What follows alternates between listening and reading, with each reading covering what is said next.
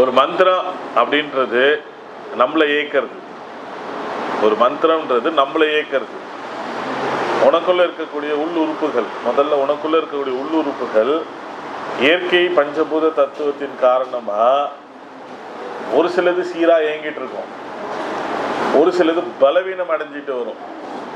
இந்த பலவீனம் அடையும் பொழுதுதான் பிற்காலத்தில் அது நமக்கு வியாதியா மாறுது.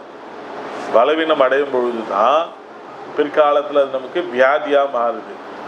மந்திரம் சொல்லும் பொழுது முதல் நமக்கு சந்தோஷம் தரக்கூடிய ஒரு விஷயம் என்னன்னா, உடல்ல இருக்கக்கூடிய 96 பாகங்கள் சொல்லக்கூடிய 96 உள்ளுறுப்புகளையும் அது போய், ஏன்னா இந்த 96 உள்ளுறுப்புகளும் பஞ்சபூத சக்தி தத்துவத்தினால்தான் இயங்குது.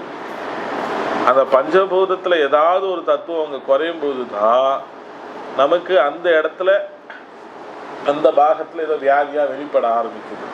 அது முத்தி போய் தான் பிற்காலத்துல நம்ம மடிஞ்சு போயிடுறோம், இல்லை நோய்வாய்ப்பட்டு நலிஞ்சு போயிடுறோம். அப்போ ஒரு மூல மந்திரம் நம்ம ஜபிக்கும் பொழுது உச்சந்தலை முதல் உள்ளங்கால் வழிக்கும் இருக்கக்கூடிய உள்ளுறுப்புகள் அத்தனையும் திடப்படும். அப்ப நிறைய பேர் சொல்லுவாங்க, நான் மந்திரம் சொல்றப்ப இந்த இடத்துல எனக்கு என்னவோ பண்ணுது, எனக்கு இந்த இடத்துல என்னவோ பண்ணுதுன்னுவாங்க. அது காரணம் என்னன்னா, அந்த இடத்துல போய் அது வேலை செய்யுதுன்னு அர்த்தம்.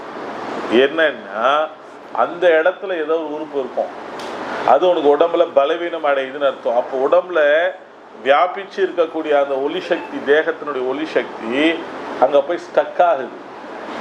அப்ப ஸ்டக் ஆகும் பொழுது அதை கடந்து போறதுக்கு கொஞ்சம் டைம் ஆகுது. அப்ப ஸ்டக் ஆகிற இடத்துல என்ன பண்ணணும், இந்த மந்திரம் போய் தன்னைத்தானே சரிப்படுத்தும்.